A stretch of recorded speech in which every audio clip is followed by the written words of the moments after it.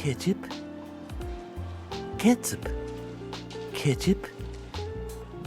Ketchup. Okay, so this might sound a little strange to hear, but honestly, I think it's a little weird to be a South Park fan right now. Not because the show's done anything particularly horrendous or controversial, but instead rather just because of the current state of our own world today.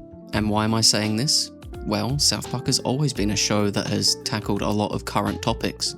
And you could really see that happening with Season 27 before that was folded into becoming Season 28. And yes, in recent years there has been no shortfall of topics that this show could potentially tackle. And of course, Matt and Trey tackled a lot of those topics in their last season. The show really tackled everything from government ineptitude to political corruption. And all of course with South Park's signature brand of comedy. Personally, I for one am no fan of the government or politics in general. And so really I enjoyed the last season quite a bit. And before anybody says anything, no, I am not picking a side politically, and I never will. I'm just here to talk about cartoons and animation. I'm also just someone who really enjoys South Park and a lot of Matt and Trey's comedy. And with all that said, I hope you can actually understand why I actually enjoyed the last couple of seasons. Which I've noticed is something you couldn't consider universal across the fandom. Really, in looking around at the fandom for the last season and their response to it, I found that there are a few critiques that could be labelled against the show.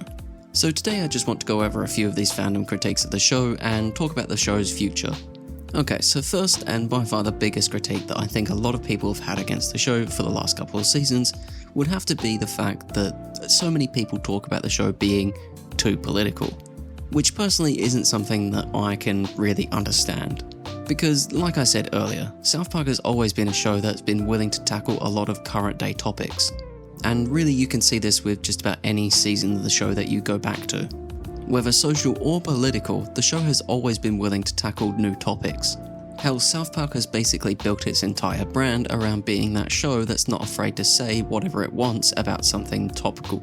And really, in the past you saw that with how the show either mocked or made a satire of either political trends or just, social trends from the past.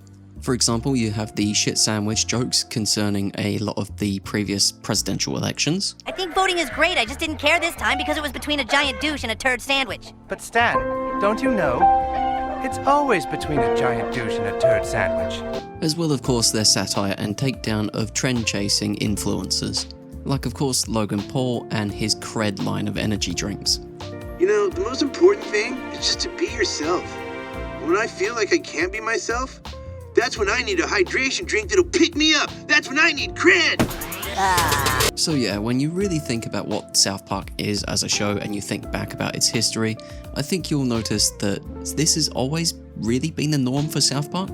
And honestly, I think I'm just a little dismissive of this whole argument when it comes to South Park in general, just because of the fact that I really don't think that this show or Matt and Trey really have all that much to say about politics, outside of course taking down and mocking shitty people who do shitty things, which just personally is a standard that I think everyone should be held to, especially if you're someone working in either politics or the government. And lastly, just something else that I want to say about this whole topic is the fact that with these episodes that have been really focused on a lot of the political topics in recent years, I do still think that the show has done really quite well to make something that's actually funny and engaging.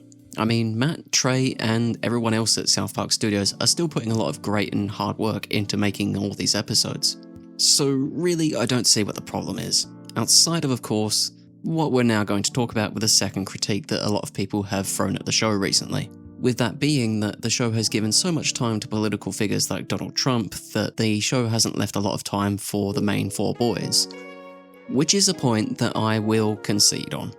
Honestly, with Season 27 and Season 28, I do think people are right in their critique that the show hasn't given the main four boys a lot of time to really do much of anything. Of course, we got a few episodes like the Turkey Trot and the Crap Out where we got to see the main four boys actually do something on screen. But still, beyond that, we didn't get to see all that much from the main four boys in the last couple of seasons. Largely just due to the fact that the show had other priorities to focus on. Which, yeah, I can agree is something that does take away a little bit from the show's appeal. But again, like I said earlier, I don't think this is something that has actively detracted from the quality of the previous episodes we've received in Seasons 27 and Season 28. Instead, I just think it's something that not a lot of people are very used to. And really, for quite a lot of others, I think it's something that is so outside of their comfort zone that they're just not jiving with it. Which, as a South Park fan, is something that I can understand. The main four have been so integral to the show for so long that not seeing them anymore feels a little wrong. And so really, going into season 29 and maybe 30, I would like to see more of the main four boys in the show. However, in saying that, I don't want it to be misconstrued that I'm also saying that the show should just focus on the main four entirely and just totally give up on a lot of its satire and takedown of a lot of current day trends and especially political trends. Because yeah, it is something that has made the show so successful and it is something that the show really excels at.